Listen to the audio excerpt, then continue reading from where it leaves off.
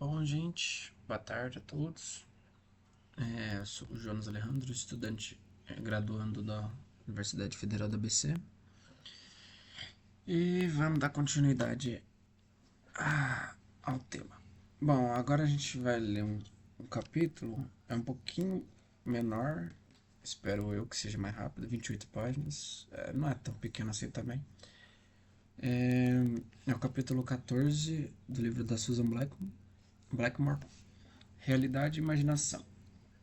Vamos lá. Quando eles viram para onde ela estava deitada, o que eles não tinham feito até então, eles não mostraram nenhuma objeção e ficaram observando-a, tão imóveis quanto os pilares ao redor. Ele foi até a pedra e curvou-se sobre ela, segurando uma pobre mãozinha. A respiração dela agora estava rápida e curta, como a de uma criatura menor do que uma mulher. Todas esperavam sob a luz crescente, seus rostos e mãos como se fossem prateados. O restante de suas figuras escuras, as pedras brilhando verde acinzentadas. A planície ainda uma massa de sombra. Logo a luz estava forte e um raio brilhou sobre sua forma inconsciente, espreitando sob suas pálpebras e acordando. O que foi, Angel? Ela disse, levantando-se. Eles vieram atrás de mim? Sim, querida, disse ele. Eles vieram. É como deveria ser, ela murmurou. Angel, estou quase feliz. Sim, feliz. Essa felicidade não poderia ter durado. Foi demais. Eu já tive o suficiente. E agora não viverei para que você me despreze. Ela se levantou, sacudiu-se e avançou. Nenhum dos homens tinha se movido. Estou pronta, ela disse calmamente. Sobre a cornija da torre, um mastro alto foi fixado. Seus olhos estavam cravados nele. Poucos minutos depois, da hora ter soado, algo moveu-se lentamente pelo mastro e estendeu-se com a brisa. Era uma bandeira preta. Justiça foi feita.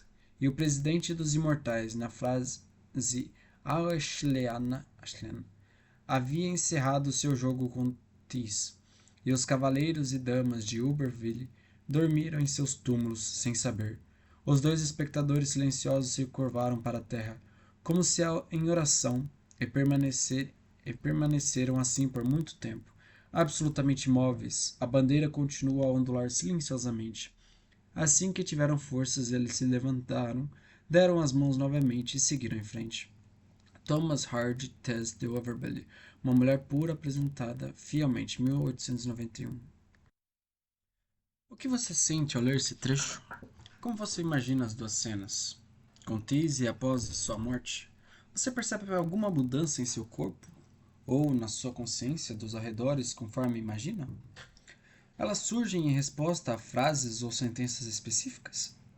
Talvez você tenha lido o romance inteiro e muitas outras memórias de Tise e Angel venham à mente. Talvez você tenha experimentado vergonha ou luto de maneiras que intensifiquem suas emoções agora. Ou talvez o trecho pareça muito sentimental e essa descrição deixa você indiferente.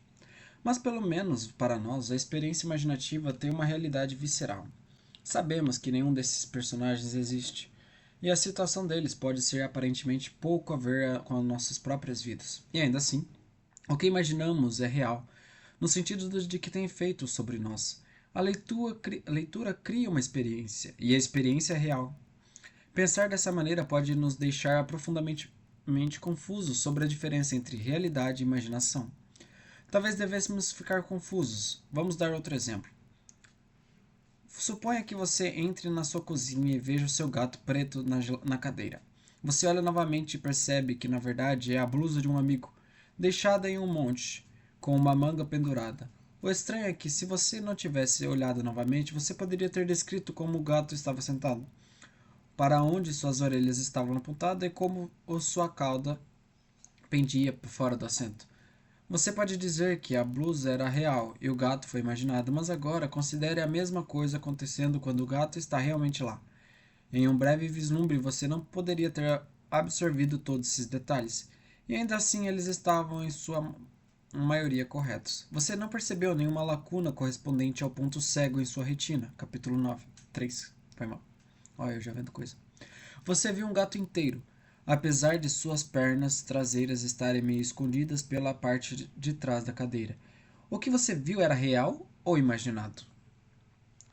Outros exemplos que nos confrontam com essa pergunta incluem eventos perceptivos aparentemente simples, como ver o sol se pôr no pôr do sol. Você sabe que a Terra está se movendo em relação ao Sol, não o contrário, e ainda assim sua experiência é de que o Sol está afundando no horizonte.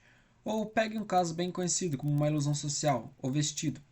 O meme mais popular da internet em 2015, gerando 840 mil visualizações por minuto e 4,4 milhões de tweets em 24 horas.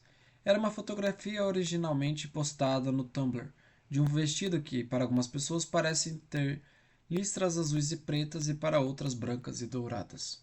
Não lembro dessa imagem, não. As cores reais foram. Calma aí, deixa eu dar uma olhada aqui. Aqui, gente, essa imagem aqui que ele estava se referindo. Mas é um jogo de luzes, né, nesse caso. Eu já tinha visto essa imagem, só não sabia exatamente do que se referia. Tá, vamos voltar. Para outras brancas e douradas. Azuis e pretas. As cores reais foram eventualmente confirmadas como sendo preto e azul. Embora o fabricante tenha produzido uma versão branca e dourada única para um leilão beneficente. Os cientistas do Vision, a pessoa colocou em inglês, ficaram intrigados com esse exemplo notável de um estímulo de cor biestável com uma taxa muito baixa de alternância. O Journal of Vision tem um tópico especial em andamento, em 2017, dedicado a explorar o fenômeno. Um estudo em larga escala de gêmeos foi usado para determinar as contribuições de fatores genéticos e ambientais, e outros artigos investigaram os efeitos da sensibilidade às dicas contextuais sobre a iluminação da cena e as contribuições relativas de características estáveis do sistema visual versus efeitos de aprendizado único. Algumas reportagens sobre o vestido sugeriram que isso poderia desencadear uma crise existencial sobre a natureza da visão e da realidade. E muitas pessoas relataram estar tendo discussões sobre isso, se sentindo perturbadas por isso, se questionando: meu cérebro está me enganando? E isso é uma conspiração? Esses fenômenos nos levam de volta a todos os problemas filosóficos familiares envolvidos no que significa ver e ao problema central da consciência, a diferença entre os mundos objetivo e subjetivo. Em particular, eles nos fazem voltar à ideia de que podemos estar tão seriamente engajados sobre a consciência que devemos pensar nela como uma grande ilusão, ou como algo que não existe de forma como normalmente a concebemos. Capítulo 3. Talvez isso ajude a aprender sobre outras experiências estranhas que pairam entre a realidade e a imaginação. Distinção da realidade. No dia a dia, distinguimos o real do imaginado, o tempo todo, sem perceber a habilidade envolvida. Ou seja, distinguimos nossos próprios pensamentos daquilo que assumimos ser uma realidade pública independentemente desses pensamentos. Uma habilidade chamada de monitoramento da realidade. Jason Rayleigh, 1981. Ou distinção da realidade. Experimentos dos quais as pessoas são solicitadas a ver ou ouvir alguns estímulos e imaginar outros mostram que muitos recursos diferentes podem ser usados para o propósito da distinção, incluindo quão estáveis, detalhadas ou vívidas as experiências são e se podem ser controladas voluntariamente. Um estudo Garrison et. 2017 apresentou aos participantes pares de palavras bem conhecidas, completos ou incompletos, gordo e magro ou ovos e testou o quanto eles se lembravam quais palavras foram realmente apresentadas e quais precisaram ser completadas de forma imaginativa. A apresentação visual resultou em um melhor monitoramento da realidade do que a apresentação auditiva, e falar as palavras em voz alta funcionou melhor do que verbalizá-las internamente, pensar sobre elas. Em geral, imagens mentais são menos ricamente detalhadas, menos estáveis e mais facilmente manipuláveis que as percepções. Então, nós geralmente não confundimos as duas. Nós podemos, no entanto, ser enganados. Em seu experimento clássico centenário, Chivesburg, 1971, pediu aos participantes para olharem para uma tela em branco e imaginarem um objeto nela, como um tomate. Sem que eles soubessem, ele projetou uma imagem de um tomate na tela e gradualmente aumentou o brilho, mesmo quando a imagem estava brilhante o suficiente para ser facilmente vista. Os participantes ainda acreditavam que estavam imaginando ela. Esse efeito é o oposto das alucinações, nas quais pensamos que algo está lá quando não está. Nesse caso, os participantes de Perk foram enganados ao pensar que não havia nada lá quando havia. Oxi! Efeitos semelhantes foram encontrados desde então e mostraram que a distinção da realidade é afetada por nossa expectativa de algo ser real ou imaginado. Distinguir memórias de eventos que realmente aconteceram das de eventos que apenas imaginamos é particularmente difícil, e sua falha resulta em falsas memórias, ou seja, memórias convincentes de eventos que nunca aconteceram de fato. Eu acho que deve ter um monte. Elas podem ser criadas quando contamos a mesma história várias vezes, com pequenas variações, e depois lembramos da última versão que conhecemos, que contamos, foi mal. A versão mais recente interfere retroativamente na memória original. Falsas memórias também podem ser criadas quando uma história de família continua sendo contada ou quando uma fotografia da infância faz com que você acredite que se lembre daquele dia na praia. Tenho muitas. E elas podem ter efeitos duradouros no comportamento. Por exemplo, quando as pessoas foram informadas de que tiveram experiências positivas ou negativas com alimentos específicos na infância, suas preferências expressas por esses alimentos e seu consumo dos mesmos foram afetados meses depois. Interessante. Falsas memórias também podem ser criadas deliberadamente fazendo perguntas sugestivas que encorajem alguém a inventar uma resposta a respeito de algo que nunca experimentaram. Em um exemplo famoso, a psicóloga Elizabeth Loftus mostrou aos participantes um filme de um acidente de trânsito e perguntou a que velocidade os carros estavam, quando se esmagaram, colidiram, se esbarraram ou bateram um no outro. Aqueles que ouviram esmagaram deram estimativas de velocidade mais altas, e uma semana depois eram mais propensos a lembrar de vidro quebrado do filme quando, na verdade, não havia nenhum. Que legal. As falsas memórias não são mais problemáticas quando as pessoas lembram de abuso sexual que nunca ocorreu. Aí é mais forte a imagem, né? Ou identificam suspeitos que nunca viram. Loftus, 1994. Houve casos trágicos em que terapeutas supostamente recuperaram memórias reprimidas de abuso sexual sob hipnose e convenceram seus pacientes de que os eventos realmente aconteceram quando na verdade não aconteceram. Os processos envolvidos ainda são insuficientemente compreendidos e não há consenso sobre se a representação ou supressão de memórias ou esquecimento motivado realmente ocorrem ou não. 2012, 2014. Em tais casos, muitas vezes é possível descobrir a verdade do que aconteceu por meio de alguma forma de variação independente.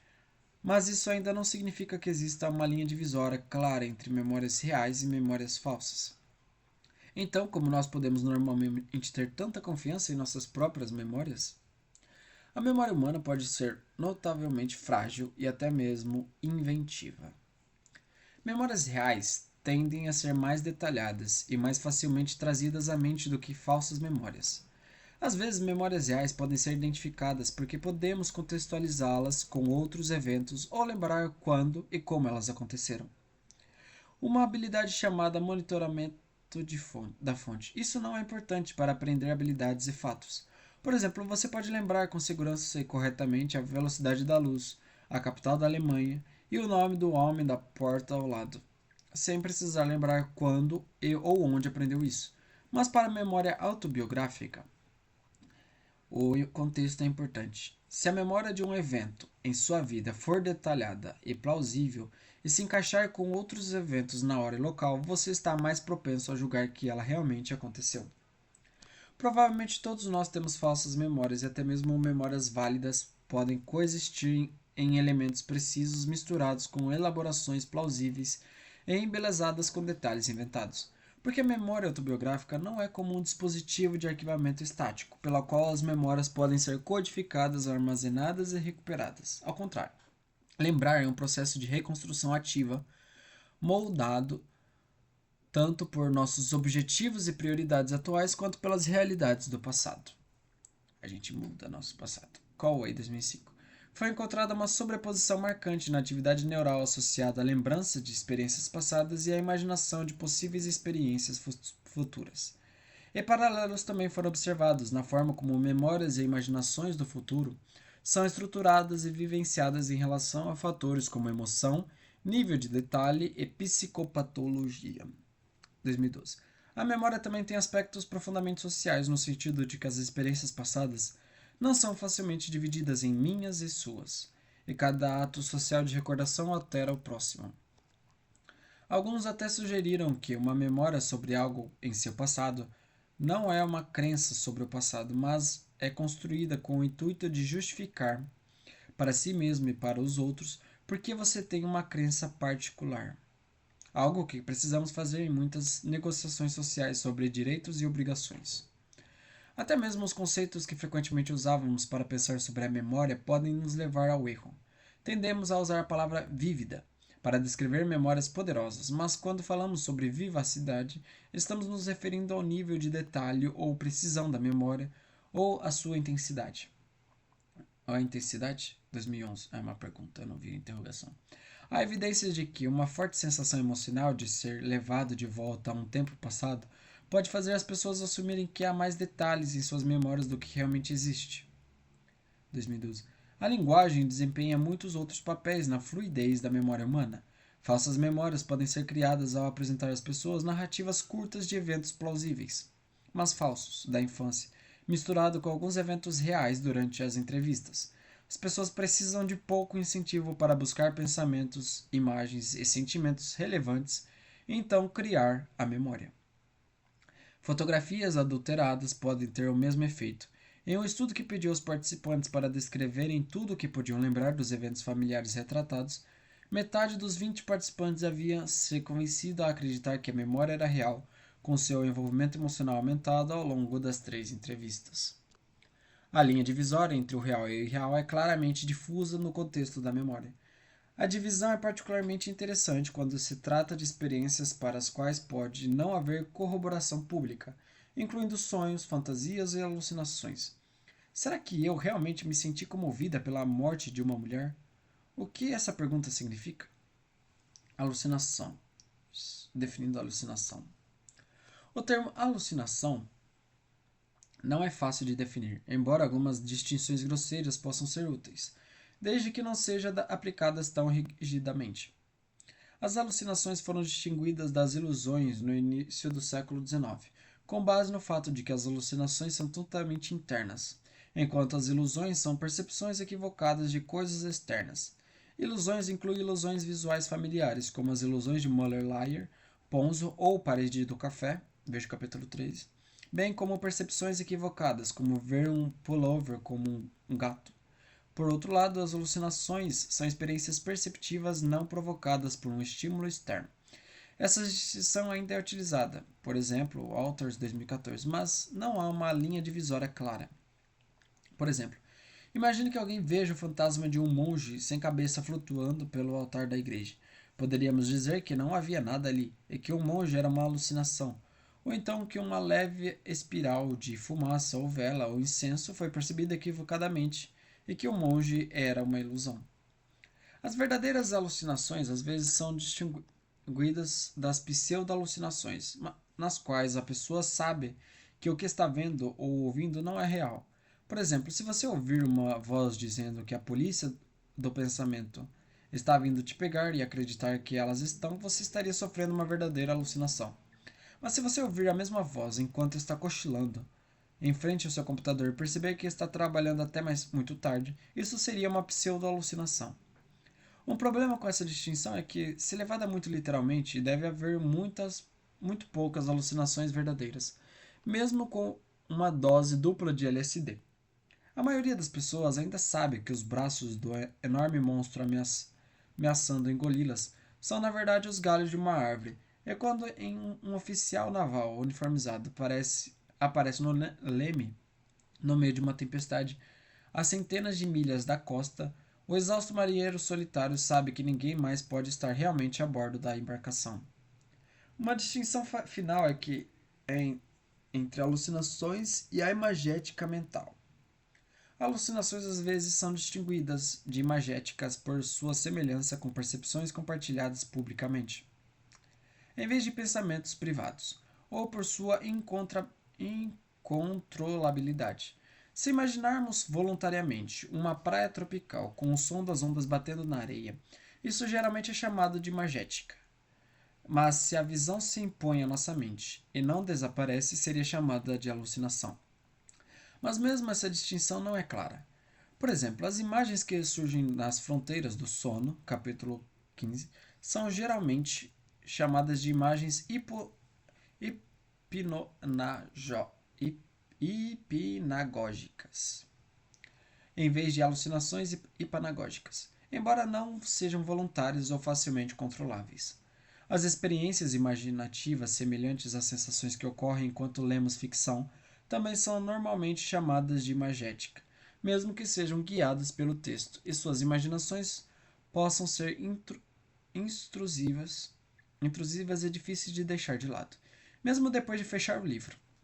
Portanto, em vez de tentar delimitar rigidamente essas categorias, alguns preferem pensar em um contínuo, com as verdadeiras alucinações em uma ponta e a imagética na outra. Mas mesmo isso pode não ajudar se houver múltiplas dimensões envolvidas. Essas distinções são discutidas pelos psicólogos britânicos Peter Slade e Richard Bentley, 1988, que propõem a seguinte definição de trabalho de alucinação. Qualquer experiência semelhante à percepção que ocorre na ausência de um estímulo apropriado. B. Tem a força total ou impacto da percepção verdadeira, real, correspondente. E C. Não é passível de ser controlada diretamente e voluntariamente pelo experimentador. Página 23. Isso também tem seus problemas, especialmente com o ponto B, o que significa força total ou impacto. Quando aplicada, por exemplo, a uma figura humana fantasmagórica vista subindo escadas fracamente iluminadas. Muitas dessas alucinações são descritas como efêmeras e as figuras como transparentes, mas pessoas transparentes não existem. Portanto, não há uma percepção real correspondente, óbvia para comparar essa experiência. Prevalência de alucinações. Uma das primeiras tentativas de estudar alucinações na população em geral foi o Censo de Alucinações na Sociedade de Pesquisa Psíquica no final do século XIX, Myers. Esse foi um período em que os médiuns e espirituais estavam realizando sessões espíritas em toda a Europa e nos Estados Unidos, algumas em completa escuridão, em vozes de espíritos emanando de trombetas flutuantes luminosas, música tocando misteriosamente e toques e brisas frias sendo sentidas. Às vezes, uma substância translúcida e cinzenta chamada ectoplasma era expelida dos corpos de certos médiuns e até mesmo materializada na forma corpórea de espíritos. 1968. Muitos foram pegos trapaceando, e médiuns que queriam aprimorar seu ato podiam facilmente comprar cortinas de muselina, trombetas, tinta luminosa e cadeiras especiais das quais poderiam escapar facilmente, mesmo que observadores céticos os amarrassem às cadeiras com cordas.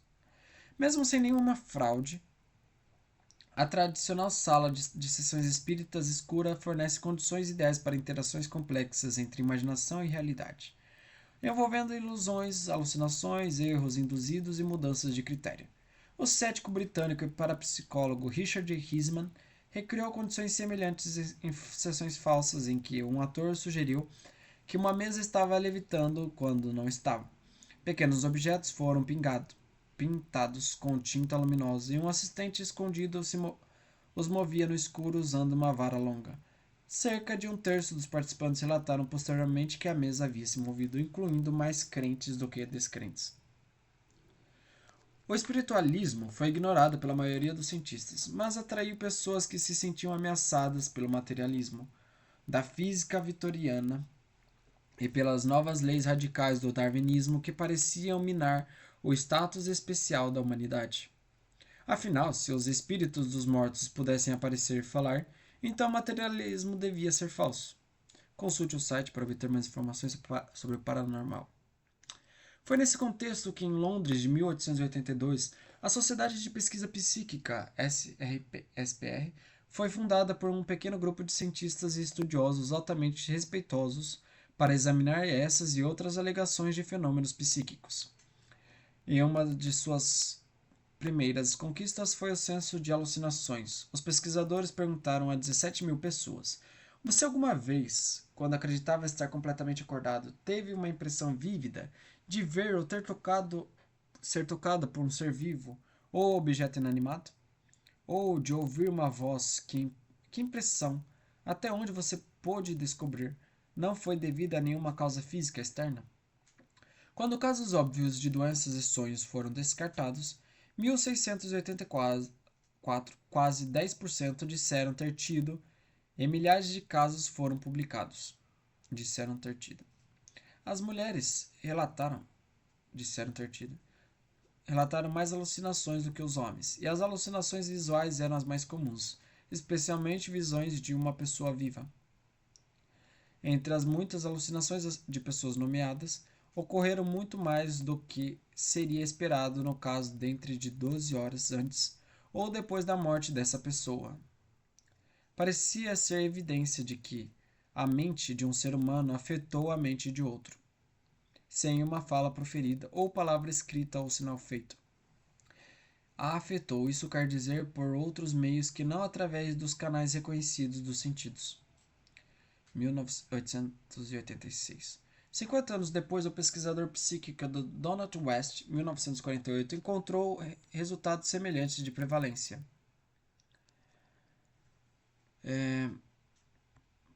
Mas ao contrário da pesquisa original da SPR, ele não encontrou evidências convincentes para a telepatia. Dentre essas implicações, nenhuma pode ser mais significativa do que a luz lançada por essa descoberta da telepatia sobre a natureza íntima do homem e a possível sobrevivência após a morte. Na década de 1980, a escala de alucinação Lowney-Slade foi desenvolvida, e várias pesquisas encontraram um grande número de pessoas saudáveis relatando experiências geralmente associadas à patologia, como ouvir uma voz falando seus pensamentos em voz alta. As pontuações na escala eram aproximadamente distribuídas normalmente. Slade e Pendle, 1988. Estudos posteriores revelaram 3 fatores. 1. Eventos mentais vívidos ou intrusivos. 2. Alucinações com tema religioso. E 3. Alucinações auditivas e visuais. No primeiro caso, a agência é atribuída a si mesmo e a experiência é reconhecida como própria. Meus devaneios. Enquanto a 2 e 3, a experiência é atribuída a uma fonte diferente de si mesma, com propriedades sociais salientes e semelhantes a agentes. Por ver também Anderson Day Fenbold. Às vezes, estendendo-se a forças sobrenaturais, uma voz de Deus. Western, 2003. Essa escala também tem sido usada para explorar as relações bastante complexas entre a tendência a alucinar e outras variáveis como monitoramento da realidade, vivacidade de imagens, personalidade esquizotípica e suscetibilidade à hipnose. Uma estimativa mais recente e transcultural das alucinações, com base em pesquisas realizadas em 18 países, descobriu que 5,2% dos entrevistados haviam experimentado uma alucinação em suas vidas, em comparação com apenas 1,3% relatando experiências delirantes envolvendo crenças paranoicas sobre controle mental, estar sendo seguido, etc. Com menos casos em países de baixa renda entre os homens. Tudo isso sugere que a tendência a alucinar varia ao longo de um contínuo, com casos patológicos em uma extremidade, pessoas que nunca alucinam na outra, e a maioria de nós no meio. Contextos e conteúdos das alucinações. Alucinações que se enquadram nos critérios de Slade e Bentley são frequentemente associadas a doenças mentais. Em condições psiquiátricas incluindo esquizofrenia, transtorno bipolar e depressão, cerca de 15% relatam alucinações visuais e 28% alucinações auditivas. As taxas são mais altas na esquizofrenia, com uma média de cerca de 27% a 59%, respectivamente. 2014. A esquizofrenia afeta aproximadamente 0,3% da população mundial e é difícil de definir e entender. Tende a ser diagnosticada de maneiras diferentes em diferentes momentos e países. Embora os sintomas sejam altamente variáveis, o cerne da questão é a perda do senso de controle pessoal. Pessoas com esquizofrenia podem estar convencidas de que outras pessoas com poderes psíquicos estão forçando suas ações, ou que uma entidade maligna está controlando-as. O tipo mais comum de alucinação, relatado em média por cerca de 60% dos afetados, é ouvir vozes, como alienígenas tramando atos malignos ou fadas tagarelando nas paredes. Algumas pessoas com esquizofrenia sentem que outras pessoas estão inserindo pensamentos em suas mentes. Algumas ouvem seus próprios pensamentos sendo falados em voz alta, como se fossem por outra pessoa. No auge, essas alucinações são detalhadas e convincentes, incontroláveis e experimentadas como completamente reais. 2015. As alucinações também são às vezes experimentadas como parte da aura que antecede uma crise epilética generalizada. Elas podem ser visões, odores perturbadores ou sons, uma intensa sensação de déjà vu, ou até mesmo cenas repetidas da memória ou imaginação. Padrões frequentemente se desenvolvem nessas experiências, o que pode ser útil como um aviso de uma convulsão iminente, e como uma pista sobre quais são os gatilhos ou onde no cérebro ela começa. Pessoas com demência também podem ter alucinações, sendo o tipo de alucinação dependente de seu córtex auditivo ou visual, por exemplo, é ao menos afetado à medida que sua condição se deteriora. Outras causas comuns de alucinações são drogas, doenças físicas, desnutrição e privação de sono, assim como práticas rituais como batidas rítmicas de tambores, rodopios, danças, cantos, flagelação ou controle da respiração. Alucinação. A privação sensorial é uma forma poderosa de induzir alucinações. É como se, quando privados de estímulos, nossos sistemas sensoriais encontrassem padrões nas poucas informações que possuem, diminuindo os critérios para o que aceitar como real, ou recorressem à estimulação gerada internamente como alternativa. Isso é simplesmente uma versão intensificada do hábito humano universal de pareidolia. Ver padrões familiares com base no pretexto mais frágil. Como transformar contornos lunares no rosto do homem da lua, ou ouvir mensagens e músicas tocadas ao contrário, alimentando ideias conspiratórias. Isso ocorre quando se olha atentamente para certas paredes sujas por diferentes manchas, ou para pedras de composição irregular. Se você precisar inventar um contexto, será capaz de ver nelas semelhanças com diferentes regiões, enfeitadas com montanhas, rios, rochas, árvores, amplas planícies, vales e colinas de diferentes formas. Além disso, você será capaz de ver nelas várias batalhas e ações prontas para serem realizadas, envolvendo figuras estranhas, contornos de rostos e roupas, e infinitas coisas que você pode reduzir a formas completas e adequadas, tal qual as paredes ou pedras. O mesmo acontece com o som dos sinos, em cujos toques você encontrará qualquer nome ou palavra que possa imaginar.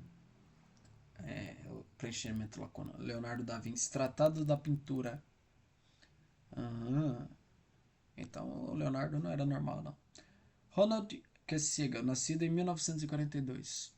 Interessante. 43. Olha, é um pioneiro dos estudos de drogas e explorador dos estados alterados de consciência. Na década de 70, ele e seus colegas treinavam pessoas para se tornarem psiconautas, ou seja, entrar em estados alterados e relatar o que experimentaram enquanto acontecia. Ele pesquisou os efeitos de LSD, THC, maconha, separou THC de maconha, MDMA, mescalina, psilocibina e cetamina, entre outras drogas, e atuou como consultor em várias investigações sobre o uso de drogas. Ele não é apenas um experimentador teórico da psicofarmacologia, mas também foi treinado em artes marciais, experimentou a paralisia do sono, participou de rituais xamânicos e ficou uma vez trancado em uma jaula por mais de 3 dias sem comida ou água. Bem extremista. Tudo é interesse de investigar a consciência. Ele possui um doutorado em psicologia pela Universidade de Dalhousie e é autor de muitos livros sobre drogas, alucinações, intoxicação e paranoia. Ronald Kessiga. Na década de 1930, o neurologista britânico Ruggles Jackson propôs a teoria da liberação perceptual das alucinações, que as memórias e as imagens geradas internamente são normalmente inibidas pela entrada dos sentidos e são liberadas quando essa entrada é interrompida ou ausente. Louis West, 1962, desenvolveu essa teoria sugerindo que as alucinações ocorrem quando há tanto a entrada sensorial prejudicada quanto excitação suficiente para permitir a consciência. O psicólogo americano Ronald Siegel, 1977, compara isso a um homem olhando pela janela perto do pôr do sol. Inicialmente, ele vê apenas o mundo lá fora. Então, à medida que a escuridão cai, os reflexos do fogo de dentro e da sala que ele ilumina assumem o controle. E agora ele os vê como se estivessem do lado de fora. Dessa forma, as imagens internas passam a parecer reais. Não entendi muito bem, não. A implicação aqui é que ou o lado de fora ou o lado de dentro da sala assume como o modelo atual da realidade. Da realidade. Essa lado de dentro. Essa ideia. Não, calma aí. Os dois competem e ambos não podem parecer reais ao mesmo tempo. Essa ideia tem sido aplicada a alguns fenômenos relacionados ao sono e a experiências fora do corpo, nas quais um mundo completamente alucinado substitui o mundo percebido e se torna o modelo atual da realidade. Blackmore 2009-2017, Metzger 2009. Algo semelhante acontece com pessoas que se imergem em tanques de privação sensorial, flutuando em águas mornas em completa escuridão e silêncio. Nessa situação não há estímulos sensoriais confiáveis e o mundo gerado internamente é a única realidade disponível. No entanto, muito mais comuns são as alucinações que se combinam com o mundo percebido. Como ocorre com exploradores solitários e alpinistas que veem ou ouvem companheiros imaginários, e com pessoas que ficam cegas devido a danos na retina ou no cérebro. Essas alucinações de liberação visual, atribuíveis à cegueira parcial ou como parte da adaptação à cegueira severa, são conhecidas como síndrome de Charles Bonnet e são muito comuns em pessoas idosas que têm catarata, degeneração macular ou danos na retina causados por diabetes. As imagens geralmente são claras e bem definidas, muitas vezes apresentando personagens liliputianos, que isso? Animais ou fileiras de objetos menores do que o normal, e raramente são ameaçadoras ou assustadoras. Às vezes, os portadores da síndrome não contam a ninguém sobre suas experiências por medo de que estejam enlouquecendo. E podem ficar mais tranquilizadas ao saber que sua situação é comum. Ramachandran e Blacksley, 1998. Menon, 2003. Um fenômeno semelhante ocorre com a perda auditiva progressiva, quando as pessoas podem ouvir sons alucinados, como hinos e baladas, coros cantando ou até mesmo orquestras inteiras tocando. Outros ouvem melodias sem sentido, ruídos estrondosos ou palavras e frases isoladas. Ocasionalmente, os sons podem ser tão realistas que a pessoa surda tenta encontrar a fonte e pará-los. Pessoas com zunido no ouvido, seja temporário ou duradouro, também podem às vezes ouvir música ou vozes além dos sons do zumbido ou ruído branco usuais. Eu tenho zumbido de vez em quando, não sempre. As alucinações auditivas são um dos principais sintomas da esquizofrenia. Eita, agora fiquei com medo. E aqui é raro ter alucinações visuais sem as auditivas também. No entanto, geralmente os dois tipos ocorrem em momentos diferentes. Por exemplo, com um dia de diferença, quando estão fundidas. Um dia de diferença. Quando estão fundidas, as duas sensações são tipicamente não relacionadas. Por exemplo, ver o diabo enquanto ouve a voz de um parente. Ver o diabo no parente. O que sugere mecanismos independentes, apesar de sobrepostos. Outras alucinações são de sensações corporais como dor, peso, alongamento, palpitação ou toque, temperatura ou propriocepção. Mottler, 2003. Uma alucinação tátil comum é a formigação, a sensação de formigas rastejando sobre ou sob a pele. Esses tipos de alucinações são muito mais raros, mas mais difíceis de verificar, especialmente em casos viscerais em que um médico não pode facilmente olhar dentro do corpo para determinar que não há nada lá. E não são bem pesquisados. No entanto, a atividade correspondente nos cortes somatosensoriais parece estar presente, assim como nas alucinações visuais e auditivas. A fantosmia é a alucinação de um cheiro, geralmente um cheiro desagradável, como de algo queimado ou podre. Isso às vezes precede crises epiléticas e às vezes ocorre em apenas uma narina. Que estranho. A que tem a pior capacidade olfativa. Pode ter causas periféricas ou neurais e está associado ao aumento da atividade no contralateral frontal, ínsula e regiões temporais. O mesmo diminui após o tratamento da cavidade nasal.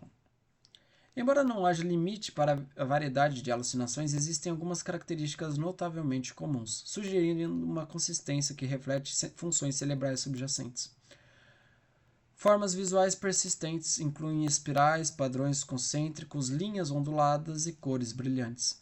Meditadores, que podem sentar-se por longos períodos em frente a uma parede em branco, relatam brilhantes rajadas de luz de várias cores semelhantes a estrelas, padrões ondulados ou semelhantes a teias de aranha, bem como cintilações, pixelização e brilho geral. Mandalas baseadas em formas circulares são comuns, especialmente em tradições meditativas, e Carl Jung incluiu a mandala como uma das formas arquétipas do inconsciente coletivo, descrevendo-a como símbolo de um self harmonioso. Esses padrões persistentes podem ser observados em tambores xamânicos, pinturas rupestres, desenhos rituais e roupas e artefatos de outras culturas. Mas por quê? A razão para essa semelhança foi investigada pela primeira vez em 1926 por Harry Clover, na Universidade de Chicago, enquanto estudava os efeitos da mescalina.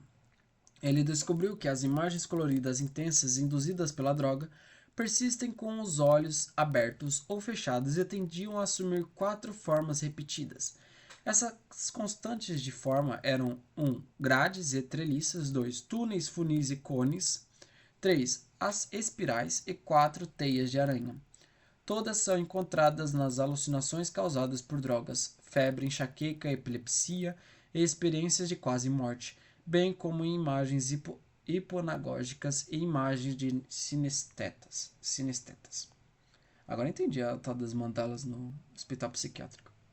A razão pode estar na forma como o sistema visual está organizado, e em particular no mapeamento entre os padrões da retina e a organização colunar no córtex visual primário. 2002. Esse mapeamento é bem conhecido a partir de estudos tanto em macacos quanto seres humanos, e é tal que círculos concêntricos na retina são mapeados em linhas paralelas no córtex visual. Linhas paralelas. Espirais, túneis, grades e teias de aranha são mapeadas em linhas em diferentes direções. Isso significa que se a atividade se espalha em linhas retas dentro do córtex visual, a experiência é equivalente a olhar para anéis ou círculos reais. Uma alucinação é uma espécie de realidade, capaz de te ensinar tanto quanto um vídeo sobre Kilimanjaro, ou qualquer outra coisa que ocorra em sua vida. Citando. Fileiras de canetas fixadas em uma parede, 3 fileiras de 4, por até 2 minutos. Canetas grandes de fileiras de cima e xícaras nas de baixo. Entendimento, então, Howard. Uma possível causa das linhas retas de ativação do córtex visual é a desinibição. Drogas alucinógenas, falta de oxigênio, privação sensorial e certos estados de doenças podem afetar mais as células inibitórias do que as excitatórias, causando um excesso de atividade que pode se espalhar linearmente. O resultado são alucinações das 4 constantes de forma familiares. Também há semelhanças no movimento, cor e nas formas das alucinações visuais. Ronald Seeger Murray Jarvik, 1975, treinaram voluntários para relatar suas alucinações ao tomar uma variedade de drogas, incluindo LSD, psilocibina, THC, da cannabis, e várias drogas de controle e placebos. Quando os psiconautas treinados receberam anfetaminas e barbitúricos, eles relataram apenas formas em preto e branco se movendo aleatoriamente. Eu não gosto desse tipo de alucinação, não, dá dor de cabeça. Aleatoriamente. Mas os alucinógenos produziram túneis, grades e teias padrões explosivos e rotativos, e cores brilhantes, especialmente vermelhos, laranjas e amarelos. Formas de preto e branco. Quando as alucinações visuais mais complexas, elas variam muito mais amplamente do que as formas simples. Mas também existem temas comuns, incluindo personagens semelhantes a desenhos animados. Cenas de memórias de infância, animais e criaturas míticas, cidades e edifícios fantásticos e paisagens bonitas. Nos estudos de drogas de Siegel e Jarvik, as alucinações simples vêm primeiro, em seguida a mudança para túneis e grades e finalmente alucinações mais complexas. Durante os períodos de alucinações intensas, os participantes frequentemente se descreviam se fundindo com as imagens. Eles deixaram de usar comparações e descreveram suas imagens como reais. Poderíamos dizer que eles não estavam mais tendo pseudo-alucinações. Alucinações visuais em doenças degenerativas dos olhos incluem não apenas as constantes de formas e cores vivas, mas também visões de crianças, animais, edifícios ou paisagens, rostos distorcidos com olhos e dentes proeminentes e até mesmo cópias do mesmo objeto, dispostas em fileiras ou colunas. Howard, 1999. Em um estudo de ressonância magnética funcional, fMRI, vários pacientes com síndrome de Charles-Bonnet foram solicitados a relatar o início e o fim das alucinações, enquanto sua atividade cerebral era registrada. Alucinações de rostos foram associadas à atividade na área do rosto, objetos com atividade nas áreas dos objetos, cores com áreas de cor e assim por diante. Para visões complexas, as características simplesmente se somavam. A atividade tanto das áreas de objeto quanto na de cor estavam associadas a um objeto colorido, enquanto a atividade em uma área de textura sem atividade em uma área de cor estava associada a uma textura sem cor. Uma área de textura. Máquinas alucinatórias. Padrões semelhantes a alucinações também foram replicados sem envolvimento humano. Uma colaboração entre ciência e arte, chamada Projeto Cérebro de Einstein, foi inspirada pelos fenômenos de alucinação de olhos fechados, incluindo regiões aleatórias de luz e escuridão, manchas, flashes e cores em movimento, bem como as constantes de forma familiares. Em um experimento baseado em câmera, a lente é coberta com uma viseira iluminada uniformemente e banhada em luz amarela para criar um campo Gauss-Field, ou uniforme. O fluxo de vídeo é então enviado para um computador para ser analisado quanto às características ópticas, e pequenas inconsistências são rastreadas, amplificadas e projetadas em uma parede. Padrões surgem do ruído à medida que os quadros de vídeo se acumulam e se fundem, assim como um Gauss-Field envolvendo participantes humanos.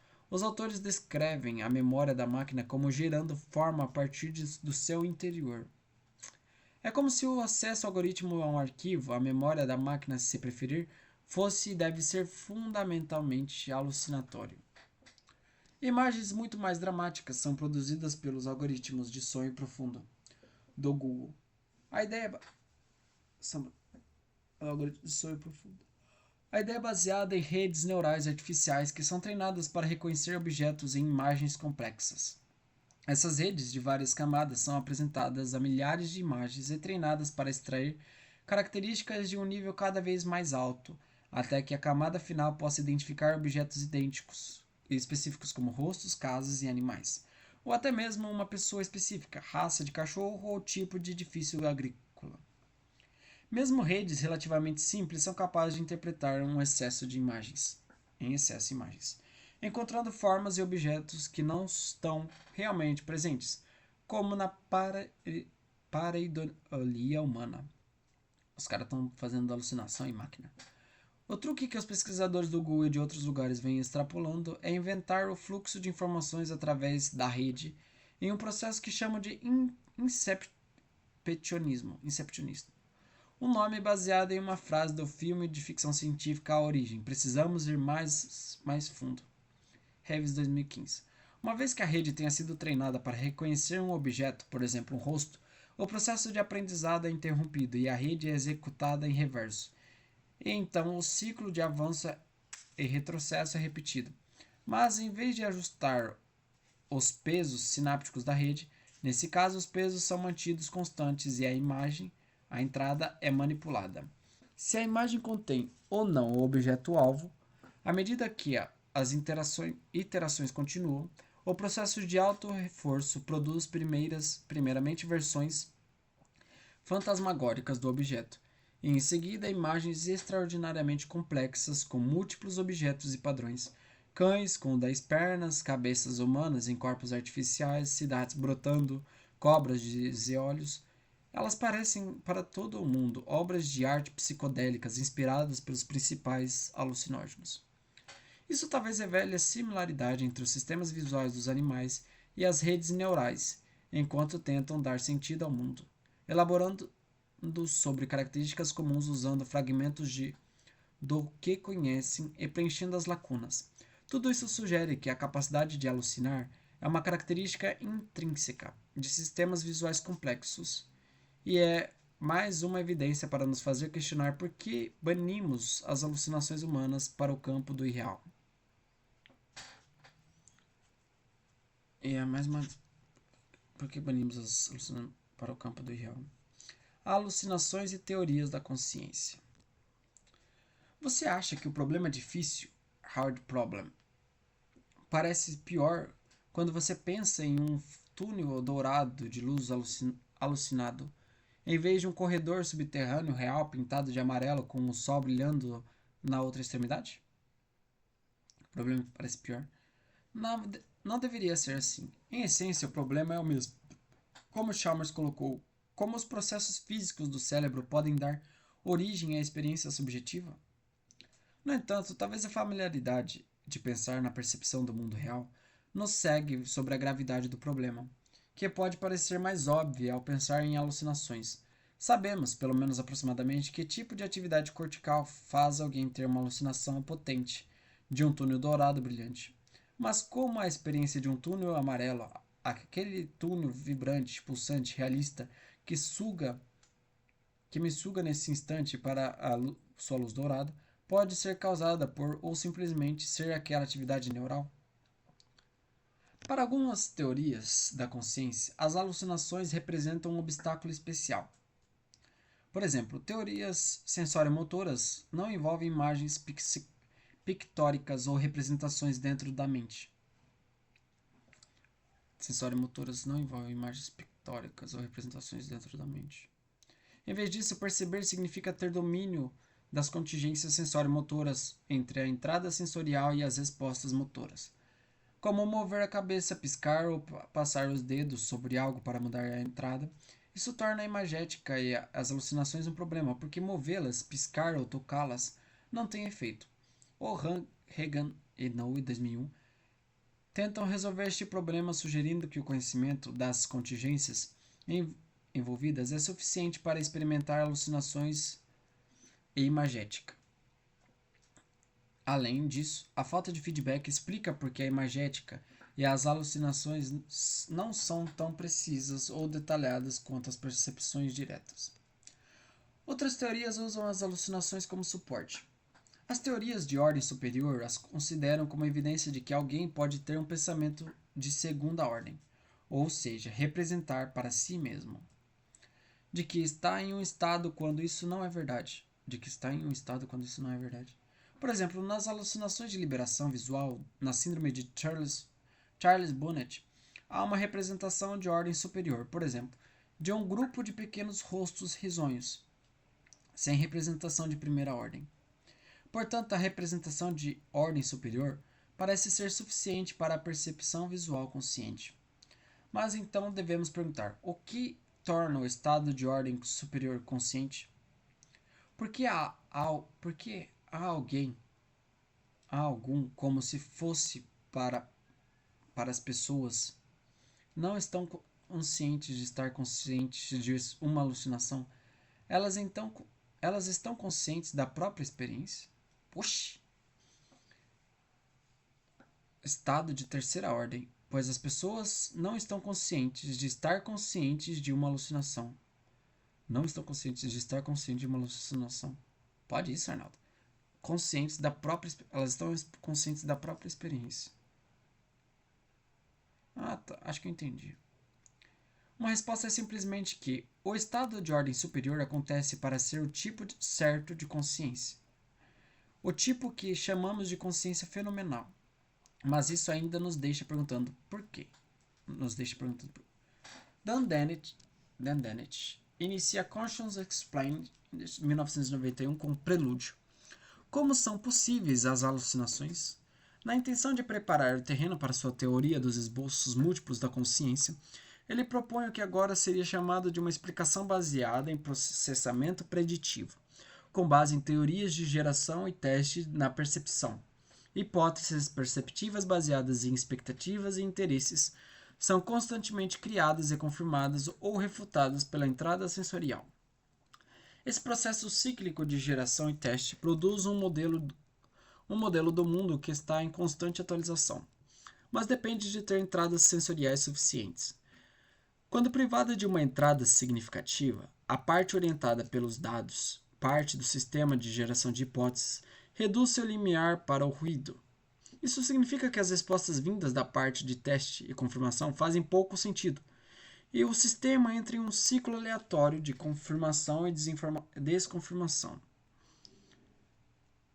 O resultado são alucinações baseadas no que o sistema já conhece, seja os desenhos geométricos mais simples ou alucinações altamente detalhadas produzidas por expectativa ansiosa seguida de confirmação acidental.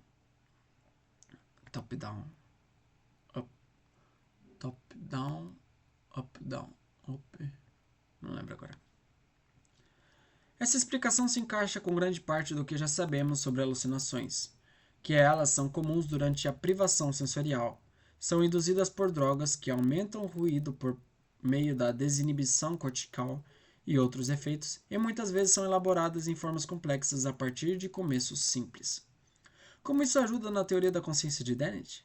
Se a alucinação é um fenômeno de privação e interpretação, o ponto-chave é que o único trabalho que o cérebro precisa fazer é o que for necessário para saciar a fome epistêmica. 1991. Os sistemas sensoriais não são vistos como fornecendo uma imagem ou representação do mundo que entra na consciência, ou é observada pela audiência do teatro cartesiano, mas sim como fazendo continuamente várias perguntas, verificando a entrada e agindo com base nas respostas. Isso implica que uma distinção baseada em princípios entre realidade e imaginação não é necessária. A distinção baseada em princípios entre realidade e imaginação. Os dois são a mesma coisa. Percepções são hipóteses, assim como as hipóteses preditivas da ciência. Interessante. Explicações baseadas em processamento preditivo avançaram ainda mais na compreensão das alucinações. Uma sugestão é que a psicose envolve uma quebra no processamento preditivo normal. Por exemplo, pessoas com esquizofrenia falham em ver muitas ilusões comuns e não são susceptíveis ao efeito McGurk e na rivalidade binocular. Sua taxa de alternância entre as duas imagens é muito mais lenta que a média, tudo isso implicando uma falha no processamento preditivo. De forma mais geral, nessa maneira de entender a percepção, sua percepção consciente é determinada pela hipótese geral que seu cérebro adotou para minimizar o erro de previsão. Dessa forma, explicações baseadas em processamento preditivo eliminam qualquer mistério sobre a origem do conteúdo das alucinações e eliminam quaisquer linhas divisórias estritas entre percepções, ilusões e alucinações. Todos são fenômenos dos quais o cérebro seleciona a hipótese que melhor minimiza o erro de previsão. É por isso que nossos mundos mentais estão cheios de viagens no tempo, imaginações e sonhos, bem como por isso nós alucinamos. Então o túnel alucinado é real? Em um sentido, não é real, porque não há um túnel fisicamente detectável presente, e outras pessoas nas proximidades não veriam nenhum túnel. Em outro sentido, é real, porque há atividade fisicamente mensurável no cérebro da pessoa. Também poderíamos dizer que é real porque tem efeitos posteriores mensuráveis no comportamento da pessoa. Isso é verdade tanto tanto se você está vendo um túnel real como um túnel visão, vendo um conjunto de círculos concêntricos como um túnel ilusão, ou vendo nada em particular como um túnel, imaginação ou alucinação. Além disso, túneis e outras formas são comuns em experiências alucinatórias, e nesse sentido podem ser compartilhadas e verificadas publicamente. Mas, que tipo de realidade é essa? Devemos considerar alguma dessas versões do túnel como mais real do que qualquer outra? Sua percepção consciente é determinada pela hipótese geral que seu cérebro adotou para minimizar o erro de previsão. Em outras palavras, no cérebro teriam a imaginação, os sonhos, alucinações em geral, competindo para se encaixar com a realidade, predizendo a realidade. É isso. Uma alucinação é um fato, não um erro. O que é errôneo é um julgamento baseado nela. Frase empoderativa. É do Russell. Russell. Percepção extrasensória. Mesmo que as alucinações, na definição mais estrita, não saber que você está alucinando, sejam relativamente raras, não há dúvida de que as alucinações existem. Sua existência é a experiência. Outros fenômenos, nos limites da imaginação, fazem afirmações mais fortes sobre a natureza de sua realidade. Por exemplo, o que parece mera imaginação pode ser uma forma de viagem mental ou comunicação à distância, e isso nos leva ao campo da parapsicologia. Os níveis de crença no paranormal são altos. Gallup e Newport, Blackmore, 97. E se a telepatia, a pré-cognição ou qualquer outro fenômeno paranormal ocorresse, isso teria implicações verdadeiramente extraordinárias em como compreendemos o universo, e possivelmente para a ciência da consciência em particular. Embora não seja totalmente lógico, fenômenos psíquicos são popularmente considerados como evidências do poder da consciência, devido a interações da consciência ou anomalias relacionadas à consciência. A prova de sua existência é procurada na esperança de derrubar as teorias materialistas da mente e demonstrar que a consciência é independente do tempo e do espaço. O parapsicólogo americano Dan Harding argumenta no The Conscious Universe que compreender experiências paranormais requer uma visão ampliada da consciência humana. 97. O cardiologista Pim von Lommel afirma que as experiências de quase morte são evidências de uma consciência não local, e até mesmo de uma consciência sem fim. Tem que estar vendo. Provavelmente não há fenômenos paranormais. Blackmore, 98. Comparar com Ben, 2011, Gallup, 2012.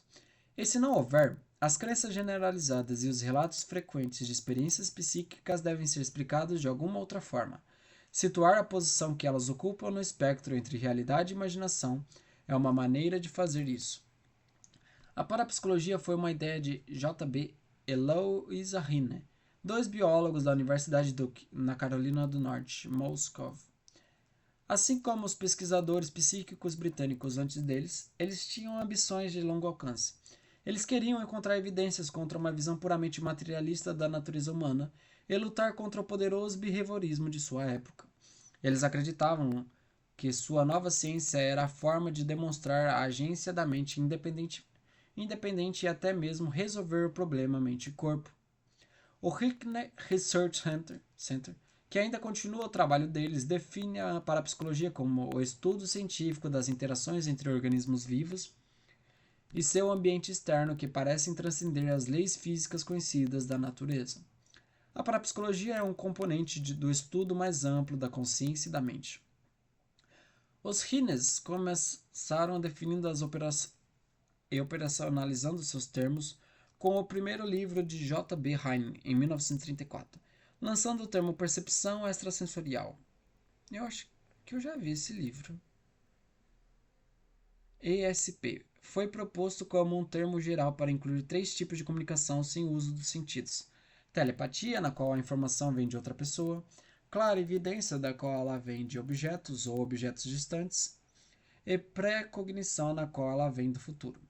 Além disso, o termo psi abrange tanto SPI quanto psicocinese, PK, percepção extrasensorial. psicocinese, ou seja, o efeito da mente sobre a matéria ou a capacidade de influenciar coisas à distância sem qualquer interação física. Esses termos ainda são definidos dessa maneira na parapsicologia, embora seus significados populares sejam um pouco diferentes. Nosso site tem mais material sobre parapsicologia, incluindo Viver sem o psi. A possibilidade de ESP, percepção extrasensorial, é reconfortante. Podemos sentir quando um ente querido está em perigo, compartilhar nossos sentimentos mais profundos com os outros ou nos sentirmos guiados por um poder sobrenatural. Para este exercício, tente viver sem tal conforto. Se você acredita em psi, anjos, vida após a morte ou espíritos, aproveite esta oportunidade para viver sem eles. Se você se pegar imaginando um espírito, auxiliador ou anjo da guarda, observe o que vem à mente e deixe suavemente a imagem se dissipar. Se você se pegar imaginando que alguém que você conhece e que já morreu ainda está por perto, te observando, cuidando do que você faz, observe para onde sua imaginação o leva e os efeitos que isso tem sobre você. Você não precisa abandonar suas crenças para sempre. Apenas deixe-as de lado por alguns dias e veja como o mundo parece quando você sabe que está completamente por conta própria. Os céticos também devem fazer isso. Você pode se surpreender ao se pegar desejando que algo aconteça, mesmo sabendo que não pode influenciá-lo, ou criando a imagem de um amigo esperando que ele saiba quando você precisa dele. Faça a si mesmo esta pergunta: vivemos melhor ou pior por acreditar no sobrenatural? Não dê uma resposta simplória e intelectual. Observe e veja o que acontece quando você tenta eliminá-lo completamente. A visão remota deve significar a existência de um potencial humano oculto espantoso.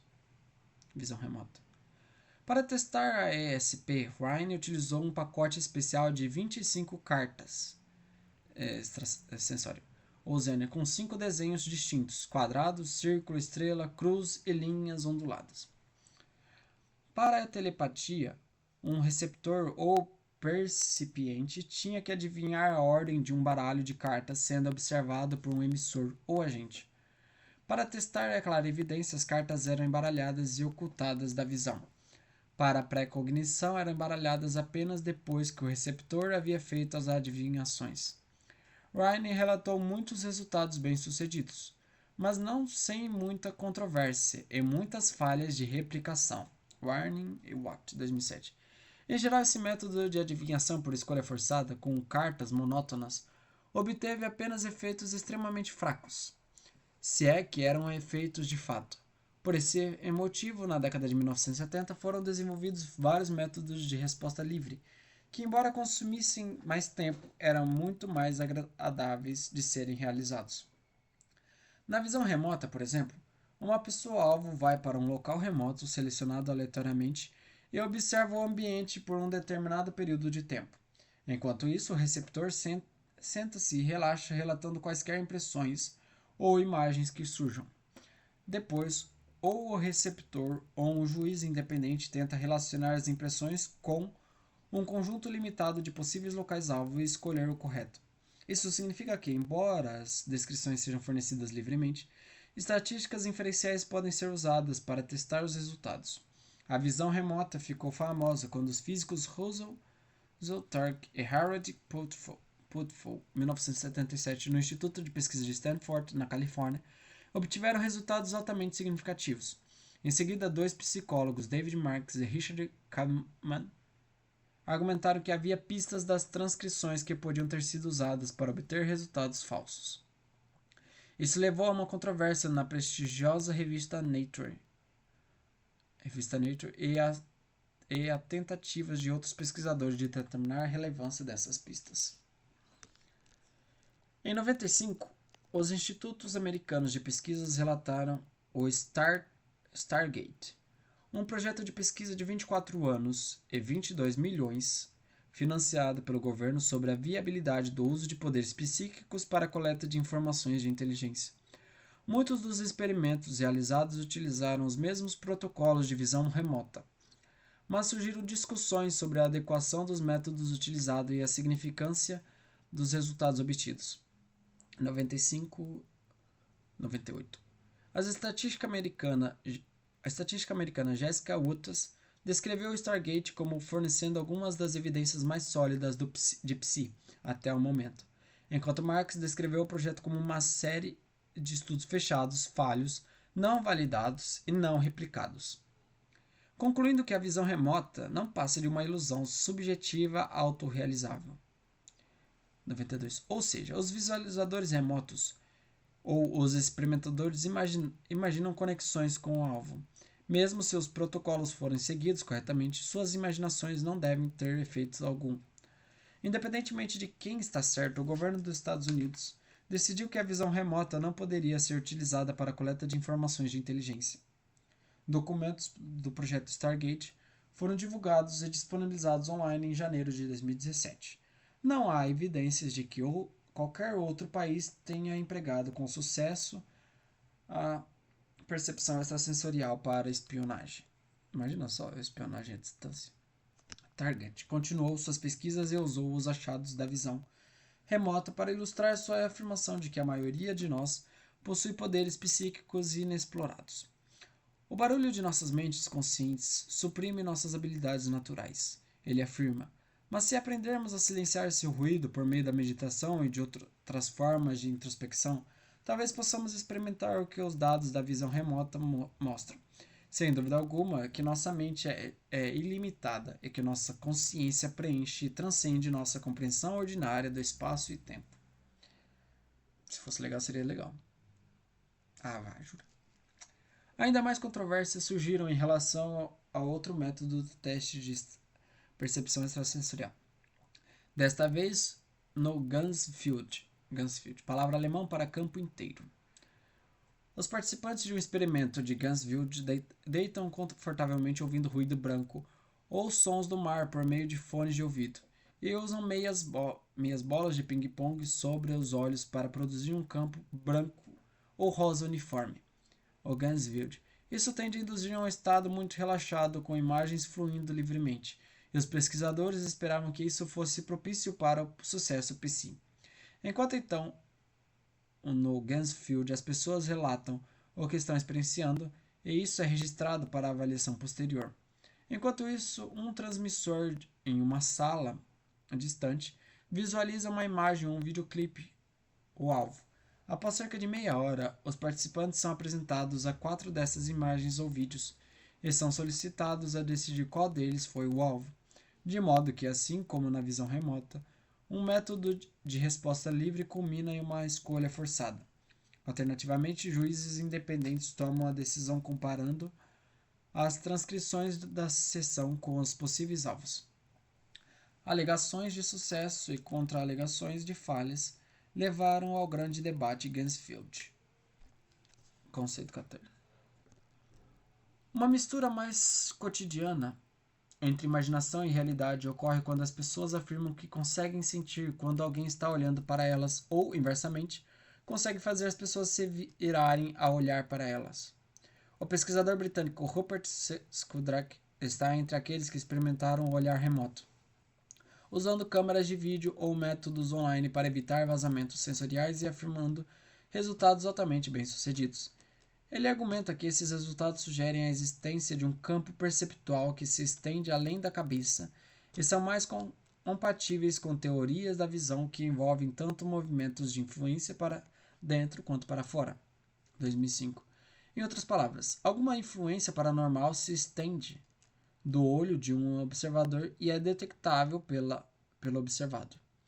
Seus numerosos críticos o acusaram de diversas inconsistências, confundir sinal com ruído, superestimar evidências fracas e estar profundamente confuso sobre teorias da visão. Suponhamos que um dia experimentos como esses produzam evidências confiáveis para a percepção extrasensorial. Quais seriam as implicações para a compreensão da consciência? Curiosamente, embora muitos pesquisadores afirmem que isso provaria o poder da consciência ou a independência da mente, há pouco nos experimentos para sustentar essa afirmação. Mesmo nos experimentos de extrasensorial mais bem-sucedidos, os participantes não estão conscientemente cientes de quais palpites são acertos e quais são erros. Se tivessem esses palpites, poderiam ser separados e a taxa de acerto melhorada drasticamente. E isso nunca se mostrou possível. Alguns métodos, como Gansfield, envolvem um leve estado alterado de consciência, mas não há evidência de que as pessoas que entram em um estado mais profundo se saiam melhor, nem que um estado alterado seja necessário para o sucesso no Gansfield. Também não há consenso sobre o que torna o Gansfield propício para a psi, se é que é, além de fornecer uma tela em branco na qual a imaginação pode traçar suas imagens.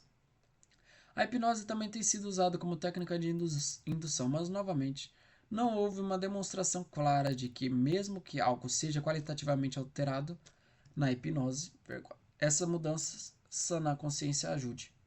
Muito mais experimentos seriam necessários para estabelecer quais das potencialmente ilimitadas variáveis são testadas.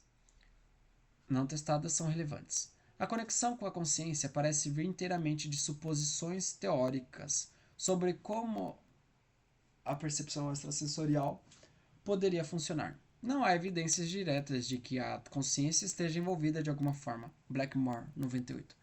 Consideramos evidências em capítulos anteriores de que a influência da vontade consciente em nossas próprias ações, a atenção e percepção e ainda mais nas de qualquer outra pessoa, pode ser ilusória.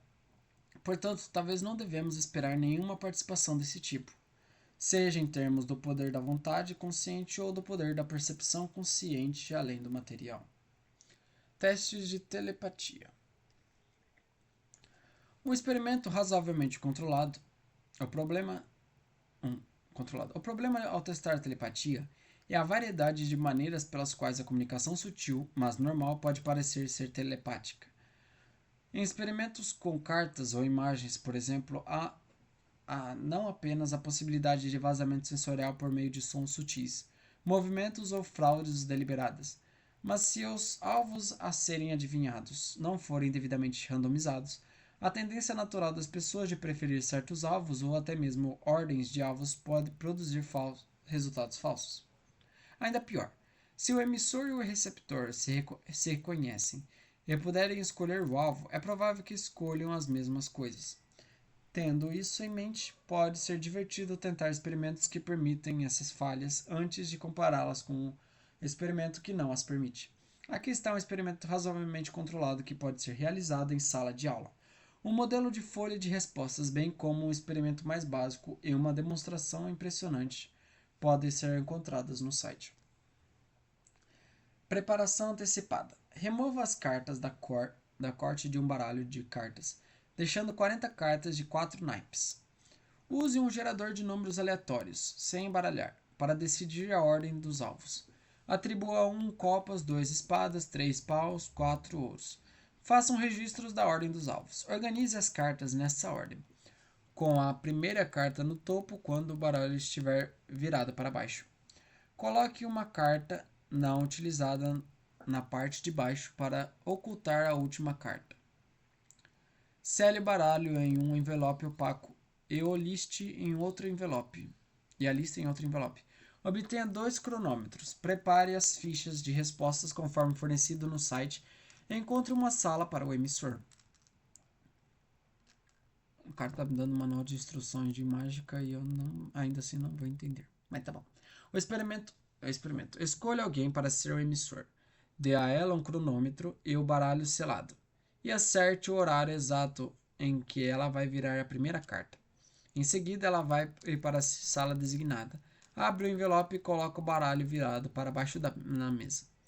No horário pré-arranjado, ela vira a primeira carta e concentra-se nela, virando as demais em intervalos de 15 segundos. Todo o teste levará 10 minutos. Enquanto isso, você chama os números de 1 a 40 nos momentos corretos. E os recebedores anotam qual naipe eles acham que o emissor está encarando. Quando o teste estiver completo, peça ao emissor para voltar. Chame a sequência alvo em voz alta e peça a cada pessoa para verificar as pontuações de seu vizinho. Se você tiver um grupo grande o suficiente, digamos 20 ou mais, pode mostrar os resultados construindo um histograma para todos verem. Peça cada pessoa em sequência para dizer quantos acertos ela obteve e adicione cada resultado à imagem. G em crescimento. Inicialmente, os resultados podem parecer impressionantes ou estranhos, mas eles tenderão cada vez mais a uma distribuição normal, com uma média de 10. Se os resultados se desviarem de 10 e você desejar testá-los estatisticamente, use uma aproximação normal para binomial, ou um teste T de uma amostra usando 10 como valor esperado. Veja mais abaixo. Eu vou ter que aprender bioestatística mesmo. Este método evita a maioria dos problemas óbvios, mas alguns ainda permanecem, incluindo o efeito de empilhamento, o que significa que os testes T não são totalmente apropriados quando muitas pessoas adivinham a mesma lista-alvo. O vazamento sensorial ou a fraude ainda pode ter ocorrido, e você pode discutir se é possível excluí-los completamente. Outros experimentos simples com instruções mais detalhadas podem ser encontrados em Blackmore e Hart Davis, 95. Conjurando outros mundos. Todos nós evocamos outros mundos quando brincamos na infância, inventando comida e bebidas para o chá das bonecas, imaginando doenças que seriam curadas por médicos e enfermeiras e criando cargas invisíveis para serem transportadas por caminhões de brinquedos em estradas imaginárias. Muitas crianças, especialmente aquelas que são filhas únicas, têm amigos imaginários. Algumas crianças brincam e conversam com o mesmo amigo por muitos anos. Eu nunca tive um amigo imaginário. Perdi essa chance. Embora isso seja menos comum depois dos 10 anos de idade. Nos primeiros anos, esses amigos são descritos como sólidos e reais, mas crianças mais velhas raramente os veem dessa forma. A maioria dos companheiros imaginários são pessoas geralmente do mesmo sexo que a criança, mas podem ser animais, brinquedos invisíveis, personagens de livros e até mesmo coisas como nuvens ou maçanetas. Esses amigos participam de conversas, jogos e todo tipo de atividades criativas. A brincadeira de faz de conta é crucial para a maneira que as crianças desenvolvem sua compreensão casual do mundo físico e mental. Em uma série de experimentos, crianças de 2 anos de idade observaram um ursinho travesso maltratando outros animais de brinquedos com substâncias de faz de conta. Por exemplo, espremendo uma pasta de dente imaginária na orelha de um coelho. Que viagem. Quando questionadas sobre o que viram, as crianças se referiam a substâncias e ações fictícias, como pasta de dente e espremida, e as consequências dessas ações, deixando a orelha do coelho suja ou molhada, mesmo tendo o coelho objetivamente seco e limpo à sua frente. Em seguida, um tijolo em um prato de papel é empurrado em direção ao coelho e as crianças são informadas de que o coelho gosta de comer banana. Dessa vez, o ursinho travesso espreme pasta de dente no tijolo em vez de no coelho. E as crianças não apenas inferem a existência de uma substância inexistente, pasta de dente, mas também trocam o nome do objeto real tijolo pelo nome fictício banana. Se elas falhavam em fazer isso, geralmente apenas apontam para o tijolo ou ficam em silêncio. Isso sugere que elas sabiam que o resultado causal estava direcionado ao objeto que acessório representava. E não acessório em si. Esses mundos imaginários são robustos, mas também obedecem às mesmas leis causais que o mundo real. E por meio desse tipo de brincadeira, as crianças desenvolvem seu conhecimento sobre a realidade, afastando-se ou indo além dela. A controvérsia do Gunsfield. O primeiro experimento Gunsfield, até agora não sei o que experimento é esse, foi publicado em 74, pelo parapsicólogo americano Charles Honerton. As tentativas de replicação produziram resultados variados, técnicas em constante aprimoramento e muitos anos de debate. Culminando tudo no grande debate Gunsfield de 85 entre Honerton e o psicólogo americano Ray Hamman, 85. Ambos realizaram meta-análises de todos os resultados publicados disponíveis, mas chegaram a conclusões opostas. Hahnemann argumentou que os resultados positivos poderiam ser todos explicados por erros metodológicos e análises múltiplas. Honerton argumentou que o tamanho do efeito global era considerável e não dependia do número de falhas nos experimentos. e que os resultados eram consistentes, não dependiam de um único experimentador, e relatavam características regulares na percepção extrasensorial. Em um comunicado conjunto, Hahnemann e Honorton, 86, eles detalharam seus acordos e desacordos e fizeram recomendações para a condução de futuros experimentos. Meu Deus, os caras analisaram todos os experimentos que havia na época e chegaram a conclusão diferente. É muito confiável a pesquisa de meta-análise. Em 94, a meta-análise original foi publicada no Psychological Bulletin Bain e Honorton, 94, juntamente com resultados impressionantes obtidos com um procedimento Gansfield totalmente automatizado realizado no Laboratório de Pesquisa Psicofísica, PRL, de Honorton em Princeton, em Otto Gansfield. Foi aclamado como uma técnica à prova de fraudes que finalmente forneceria um experimento reproduzível para a psicologia, mas as críticas começaram novamente com a sugestão de que o vazamento acústico poderia ter ocorrido. 96. Outro problema dizia respeito a 9 estudos realizados pelo psicólogo britânico Card Sargent na Universidade de Cambridge. Esses 9 compreendiam de quase um terço dos 28 estudos da meta-análise original e apresentavam o segundo maior tamanho do efeito depois dos estudos de Honorton. Não conseguindo obter resultados significativos em seus próprios experimentos, Sue visitou o laboratório de Sargent em 79 e descobriu que os experimentos que pareciam tão bem controlados na publicação estavam longe de serem a prova de fraudes. Ela descobriu graves erros e falhas em seguir o protocolo. Ela concluiu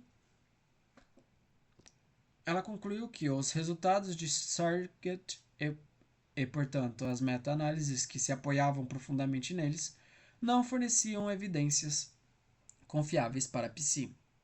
Blackmore, 87. Susan Blackmore. Uma conclusão que impulsionou sua transformação na crença de percepção extrasensorial para ceticismo. Blackmore, em 96. Ela teve experiências. Após o aparente sucesso do Otto Gansfield, mais replicações foram realizadas, mas poucas foram bem sucedidas. Em seguida, outra meta-análise de 30 anos, estudos não encontrou nenhuma evidência de percepção extrasensorial. Milton Hisman, enquanto outros, incluindo novos estudos adicionais, encontraram. Ben, Palmer e Broughton Williams. As discussões continuaram sem resolução. Milton Palmer. Essa capacidade de criar outros personagens e outros mundos continua na vida adulta por meio de sonhos acordados e do prazer de ler ficção e poesia, assistir filmes e peças de teatro, jogar jogos eletrônicos, escrever criativamente, preciso começar a fazer isso, pintar e outras formas de arte as quais têm sido descritas como máquinas de qualia, que oferecem novas variedades de consciência. Quanto nos sentimos imersos ou absorvidos ou transportados para um mundo criado por um texto escrito ou por um conjunto de imagens em movimento, podemos manter mais ou menos consciência do ambiente que estamos lendo ou assistindo. Isso pode depender de muitos outros fatores, incluindo nossa avaliação ou empatia com os protagonistas, a riqueza de nossas imagéticas mentais, nossa familiaridade com o gênero da história e talvez até mesmo fatores demográficos básicos como gênero. As pessoas também variam amplamente em sua capacidade de absorção psicológica, uma variável intimamente relacionada à hipnotizabilidade. A absorção geralmente é medida com a escala de absorção de Edkson, 74 e 2005. E aqueles que apresentam pontuações altas estão mais propensos a relatar uma variedade de experiências incomuns e responder de forma mais intensa a drogas como psilocibina. Blackmore, 2007. Então as pessoas ficam mais fracas para droga. Pontuações altas. As tecnologias de realidade virtual agora podem criar simulações multissensoriais elaboradas que são intensificadas pela capacidade dos usuários de interagir fisicamente com elas.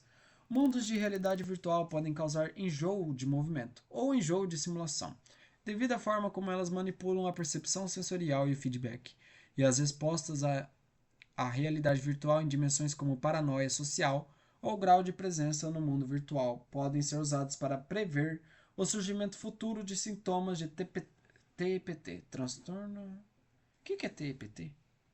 Estou confuso. Em seguida, os limites entre as realidades consensual e outros tipos de realidade continuam a mudar e confundir-se.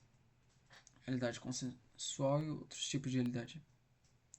Na cultura ocidental contemporânea, outros mundos geralmente estão limitados a formas compartilhadas de ficção ou a fantasias privadas. Mas em muitas outras culturas, elas são cultivadas e compartilhadas deliberadamente como equivalentes mais próximos ao mundo cotidiano. Em muitas culturas, certas pessoas se dedicam ao treinamento como xamãs. Essa palavra se originou da tribo siberiana Chukchi, mas agora é amplamente usada para descrever homens e mulheres que podem entrar em mundos espirituais, curar doenças por meio da magia ou entrar em contato com espíritos e outros seres invisíveis. Geralmente, os xamãs seguem rituais elaborados, muitas vezes, mas não sempre, envolvendo o uso de drogas alucinógenas para alcançar esses outros mundos. CRISPR 2000. Uma dessas culturas é a das Yanomamo, um grupo de pessoas indígenas que vivem nas profundezas da floresta entre a Venezuela e o Brasil, de 1992. Seu mundo de mitos e entidades invisíveis é composto por 4 camadas paralelas, uma acima da outra, incluindo a terceira camada de florestas, rios e jardins onde eles vivem. Xamãs experientes podem chamar os belos espíritos Recura do céu, colinas, árvores ou até mesmo na borda do universo para entrar em seus corpos através do peito e lá encontrar outro mundo de florestas e rios no seu interior. Para chamar os Hakura, os xamãs, que nessa cultura são sempre homens apenas, preparam um complexo pó verde alucinógeno chamado ebene. Pintam-se elaboradamente com pigmentos vermelhos, colocam suas penas e sopram o pó nas narinas, uns dos outros, através de um longo tubo oco, tossindo, arfando, gemendo e gotejando muco verde no nariz. Eles então chamam os Hakura, que logo surgem brilhando do céu, seguindo seus caminhos especiais em direção ao peito do xamã, de onde podem ser enviados para devorar as almas dos inimigos ou curar doenças na aldeia. É interessante como um negócio imaginado usado pela droga vai dar um efeito real na realidade. As alternativas conceptuais infundidas à realidade que as crianças evocam afetam as suas avaliações da realidade. Conceptuais infundidas à realidade que as crianças evocam. A ficção científica é a única droga genuína que expande a consciência. Interessante. Não existem alucinações com o peiote. Apenas existem verdades. Xamã roxo citado. Como você diz a um pobre agricultor nu, que só tem seus sonhos de peiote, que o mundo dos nossos sonhos está tudo dentro das nossas mentes? Às vezes, os pesquisadores são convidados a participar dessas cerimônias e tomar as drogas eles mesmos. Siegel descreve uma longa noite passada com um xamã indígena, Huigol, no México. Acompanhe-o gole a gole na bebida de um potente licor alcoólico feita de planta agave e um mingau feito de cacto peyote, que contém o alucinógeno mescalina. Capítulo 13. Quando as primeiras ondas de náusea passaram, Seguir abriu os olhos e as estrelas desceram, correndo de um lado para o outro e deixando rastros no ar. Quando ele tentou agarrar um arco-íris de imagens posteriores seguiu sua mão em movimento. Então apareceram padrões, todas as conhecidas constantes de forma e muito mais.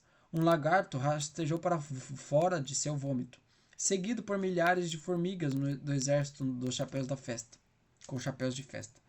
Pare, eu quero respostas, não desenhos animados, ele suplicou. E perguntou a xamã sobre alucinações. A resposta foi clara. Não há alucinações com peiote, há apenas verdades. Siegel, 92. O cara teve experiência da própria realidade que já tinha na mente dele. De volta ao seu laboratório na Califórnia, Siegel sabia que tudo que ele tinha visto estava em sua própria mente. Que legal. Ixi, o que será que tem na minha mente agora? Como você diz a esse homem sagrado que acredita ter o poder de ver os deuses, que não há mais deuses ou demônios do que imagens dessas coisas no cérebro? Como você diz a um pobre agricultor nu, que só tem seus sonhos com peiote, que o mundo dos nossos sonhos está tudo dentro das nossas mentes?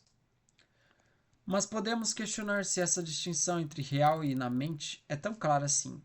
Os Hakura dançando nos seus trajetos cintilantes e as estrelas que descem do céu não são objetos físicos publicamente mensuráveis. No entanto, eles foram vistos repetidamente por inúmeras pessoas separadas no tempo e no espaço, em suas diferentes culturas ao redor do mundo. Nesse sentido, eles estão disponíveis publicamente. Se você tomar a mistura certa de drogas, na configuração certa, você também os veria. Que tipo de realidade isso lhes dá? O que há com o mental que nos faz tão hesitantes em chamá-lo de real? Que nos faz tão hesitantes em chamá-lo de real? Um personagem controverso dessa fronteira da realidade é o antropólogo Carlos Castaneda, famoso por seus muitos livros sobre seu professor, o índio Yaghi-Jans Matus Castaneda, 68. Segundo a história, Castaneda conheceu um velho bruxo. Bruxo? É bruxo ou é bruxo? Ou curandeiro, no verão de 60, 1900, em um terminal rodoviário em uma cidade fronteiriça no Arizona. Enquanto Castaneda tagarelava sobre o quanto ele sabia sobre o peiote e o que ele queria aprender, Dom Juan observava-o pacientemente com olhos brilhantes, sabendo que Castaneda estava falando bobagens.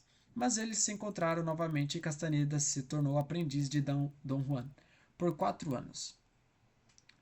Esse homem do conhecimento ensinou aos seus discípulos feitiçaria, levando-os por rituais e jornadas estranhos e usando 3 alucinógenos: peiote, que contém mescalina, datura ou erva do diabo, que contém alcaloides de tropano, incluindo atropina, e cogumelos contendo psilocibina, conteúdo 13. De acordo com Dom Juan, o peiote ensina o caminho certo de viver, enquanto as outras drogas são poderosos aliados que podem ser manipulados pelo feiticeiro. Castaneda passou por provações de doença, dor, confusão e mundos inteiros de visões que, segundo Dom Juan, não eram alucinações, mas aspectos concretos da realidade. Castaneda os chamou de uma realidade separada, 71, em 71. Depois de muitos anos de treinamento, Castaneda começou a aprender a ver uma maneira não convencional de olhar, em que as pessoas aparecem como fibras de luz, como ovos luminosos em contato com todo o resto e que não precisam de nada. Sua cabeça uma vez se transformou em um corvo e voou para longe. Ele ouviu um lagarto falar e se tornou irmão do coiote. Em uma ocasião, ele usou a erva do diabo para voar, como se dizia que as bruxas medievais faziam usando as plantas quimicamente relacionadas. Belladonna, Atropana belladonna. Ele discutiu consigo mesmo e Dom Juan que seu corpo físico real não poderia ter voado, ainda que ele aparentemente tenha acabado a meia milha da casa de Dom Juan. Finalmente, ele aprendeu a manter a morte sempre presente e a não se preocupar tanto com o seu eu comum. De fato, a parar o diálogo interno e apagar sua história pessoal. Apagar sua história pessoal. Experiências semelhantes são relatadas com a ayahuasca, a bebida alucinógena feita por xamãs amazônicos e usada para cura, visão e muitos outros propósitos. Os efeitos duram várias horas, com resultados que às vezes se estendem por dias e podem ser variados e controlados para diferentes propósitos por meio de variações sutis no método de preparação. Os mais comuns são visões coloridas, de cobras e serpentes, além de distorções corporais e até a sensação de se transformar em outra criatura ou ser transportada para outros mundos de plantas e animais vivos. Luiz Eduardo Luna, diretor do Centro de Pesquisa para o Estudo de Plantas Psicoativas, Arte Visionária e Consciência no Brasil, oferece uma descrição detalhada das experiências visuais induzidas pela ayahuasca. Embora as visões muitas vezes se movam com os movimentos da cabeça e dos olhos, como se esperaria em uma experiência alucinatória, às vezes é como se eu estivesse totalmente imerso em um mundo tridimensional, de modo que, como no mundo real, ao virar a cabeça, diferentes coisas seriam percebidas. 2016. Ele observa que as possibilidades sensório-motoras são limitadas no campo das visões. Por exemplo, ele não pode mudar sua perspectiva para conseguir ver o que está atrás dos objetos à sua frente, mas outros fatores resultam em uma experiência intensificada, não diminuída, da realidade. Como as visões da ayahuasca não são mediadas pela córnea, íris e lente, as variações de acuidade que moldam as experiências da visão normal com a resolução mais alta da fóvea é muito, muito menor na periferia, estão ausentes. Tudo no campo interno de visão parece ser igualmente nítido, o que pode contribuir para a sensação de mais real do que real, que é relatada com tanta frequência nas experiências com ayahuasca. Usuários experientes de ayahuasca viajam neste mundo ou em outros mundos de acordo com suas tradições e descrevem maneiras não convencionais de ver. Eles afirmam que os deuses, demônios, céus e infernos que visitam são tão reais quanto ou até mais reais do que o mundo comum da visão normal. Eles descrevem ganhar insights espirituais e um entendimento mais profundo da realidade de si mesmos. Para Luna, 2016, as experiências desencadeadas pela ayahuasca o inundam com a sensação de que há muito mais acontecendo do que simplesmente as construções de sua própria mente.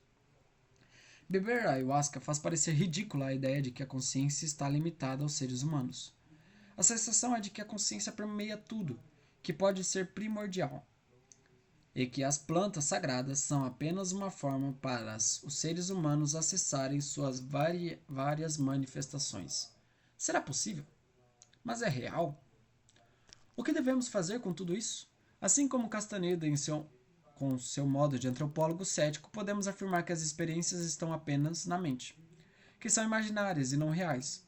De fato, descobriu-se que os próprios livros de Castaneda eram mais obras de ficção do que registros etnográficos de pesquisa. O escritor Richard Dell'Amelio fez um estudo minucioso das obras de Castaneda e concluiu que anacronismos marcados ou conflitos lógicos no trabalho de Castaneda devem argumentar que seu texto é uma fabricação imaginativa em vez de um relato factual. 1976. Os resultados foram uma confusão. A sabedoria dos séculos dobrada em um omelete com a neurose do século. No entanto, Castaneda nos faz questionar sobre a natureza das alucinações. Um personagem é real ou imaginário? Se você pensa assim, leitor hipócrita, só posso sorrir. Nem sequer pensa no seu próprio passado como algo muito real. Você o enfeita, o doura ou o escurece, o censura ou afunila, o torna ficcional, em suma, e o guarda em uma prateleira. Seu livro, sua autobiografia é romanceada. Todos nós estamos fugindo da realidade real. Essa é uma definição básica de Homo sapiens. John Fowles, A Mulher de Terme Francês. Pega aqueles ovos luminosos e fibras radiantes, reminiscentes dos halos dos santos cristãos e das auras da tradição teosófica. Ovos luminosos e fibras radiantes. As auréolas áureas dos santos das igrejas. As auras são um bom exemplo de algo que é frequentemente relatado. Tem características consistentes e ainda não está fisicamente presente. A fotografia Kirlian, que por vezes se afirmam registrar auras, mede de facto a descarga corona de superfícies carregadas, e as fotografias Kirlian não se assemelham às descrições de áureas feitas pelos videntes. E ninguém jamais passou no teste da porta, projetado para descobrir se pessoas que reivindicam habilidades psíquicas conseguem ver uma áurea saindo de trás de uma parede. Blackmore, 2017. Ver auras pode parecer trivial, mas as lições aprendidas com as experiências em outros mundos talvez não devem ser tão ligeiramente descartadas.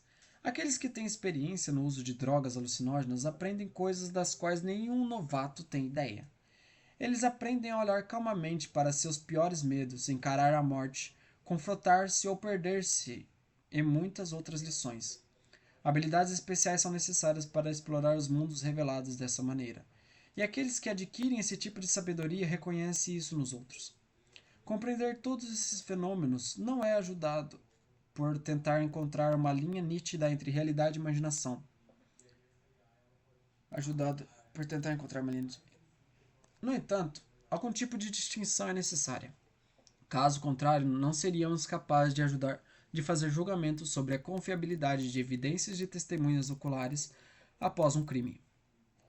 Ou tranquilizar alguém que alucina uma figura ameaçadora de que eles não precisam ter medo.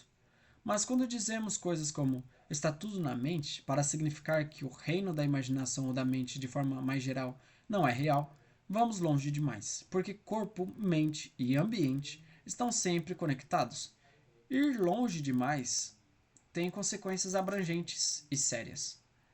Desde negar que doenças mentais são realmente reais, capítulo 13, até descartar todo o espectro de formas de consciência como irrelevantes para a investigação da própria consciência, seja lá o que isso for. Você pode contestar, no entanto, que escolhemos apenas as experiências excepcionais de xamãs, adeptos e usuários de drogas. Então aqui está algo que pode acontecer com qualquer pessoa. Eu estava deitado de costas na cama, adormecendo quando percebi que não conseguia me mexer. Havia um zumbido horrível, um ruído vibratório, e eu tinha certeza de que havia algo, ou alguém no quarto comigo. Eu tentei desesperadamente ver quem era, mas não conseguia mexer nada além dos olhos. Então uma forma escura, horrenda, com um cheiro maligno, surgiu entre a extremidade da minha cama e veio em minha direção. Eu tentei gritar, mas nenhum som saiu. A forma escura se aproximou cada vez mais e se lançou sobre o meu peito, pressionando de forma que eu mal conseguia respirar. Parecia estar falando comigo, mas... Eita, fiz alguma coisa aqui. Não conseguia mexer nada além dos olhos. Então, eu tentei desesperadamente ver quem era, mas não... Ah, tá. Então, uma forma escura horrenda, com um cheiro maligno, surgiu entre a extremidade da minha cama e veio em minha direção. Eu tentei gritar, mas nenhum som saiu. A forma escura se aproximou cada vez mais e se lançou sobre o meu peito, pressionando de forma que eu mal conseguia respirar. Parecia estar falando comigo, mas eu não conseguia entender as palavras. Em seguida, puxou meus braços e pernas e começou a me puxar para fora da cama. Não há nada estranho na forma como os fenômenos subjetivos podem ser fatos objetivos. A dor é real. Podem ser fatos objetivos. Agora imagine que essa experiência tenha acontecido com você. O que você pensaria enquanto lutava para lidar com isso? O que pensaria quando seu coração parasse de palpitar e o cheiro da criatura deixasse suas narinas? Você se confortaria com o pensamento que a figura ameaçadora e negra não era real e que foi apenas imaginada? Ou talvez você decidisse que era um alienígena vindo para te abduzir, ou talvez o fantasma de alguém que havia morrido? De qualquer forma, você enfrenta um problema. Se a criatura fosse real, por que a porta permaneceu fechada e as cobertas da cama não foram perturbadas? Por que ninguém mais viu a criatura entrando na casa?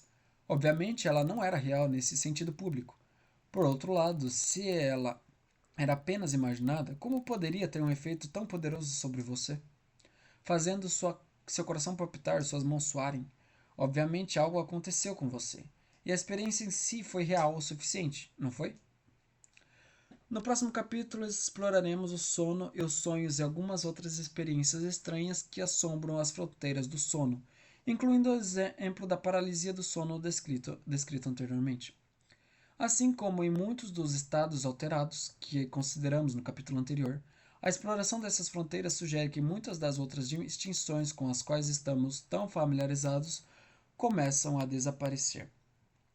Não apenas a realidade versus imaginação, mas também corpo versus mente, self versus outro e consciente versus inconsciente.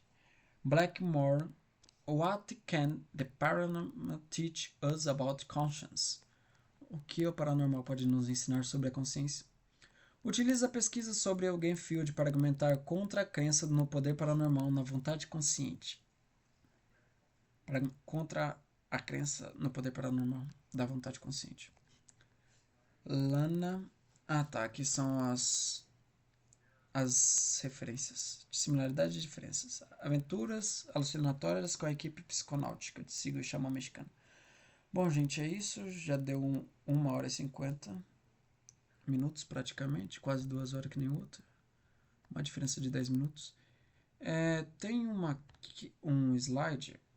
Eu acho que eu vou falar dele separadamente. Que fala É, não fala. Aqui, experiências excepcionais. Não fala. Esse daqui é mais voltado para as experiências de quase morte e alguns experimentos relacionados. Será que dá tempo de falar tudo agora ou deixo para depois? Eu acho que eu vou deixar para depois. Em outro vídeo, tá bom? É isso. Tchau, tchau.